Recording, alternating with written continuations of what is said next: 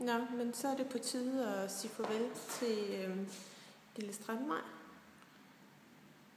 Her har vi stuen, hvor både sofaer stod, og anlægget, og Nikolajs højttalere,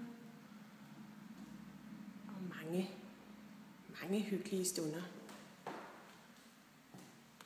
Og så har vi gæsteværelset herinde, skal vi også lige sige farvel til. Hej. Her der har vi haft mange søde gæster overnattende. Og så skal vi lige herind igen i stuen, fordi vi skal også lige sige farvel til udsigten. Den får vi jo så ikke mere. Vi ser om den kan finde ud af at indstille den på.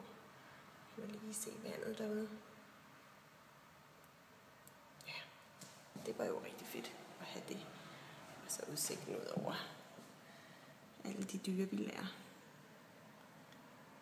Kommer vi måske også til at savne lidt. Og Strandmajens glade liv dernede. Og så siger vi lige farvel til spisestuen. Der har vi også indtaget rigtig meget mad med mange gode venner. Og vi har faktisk siddet 40 mennesker herinde engang, tror jeg. Og så siger vi lige farvel til soveværelset. Her har vi også hygget os. Og været ked af det. Men mest hygget os. Så skal vi lige sige farvel til den fantastiske udsigt herfra os. Og det fine springvand. Og den fine gård. Sådan der. Og ja, det var lige se den her håndvask her, lige for at se.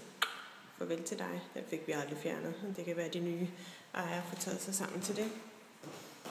Og så går vi lige herud. I køkkenet. Og det ser sgu egentlig meget pænt ud, når man tænker på, at det er 10 år gammelt. Vordingborg køkken, billigt lort. Så har vi sgu egentlig passet meget godt på det. Ja. Hej køkken. Og så min vaskemaskine, den har også været sød. Og så vores alt for lille badeværelse, det kommer vi nok ikke til at savne. Og så sådan ser det ud. Hej. Og det. Og så går vi.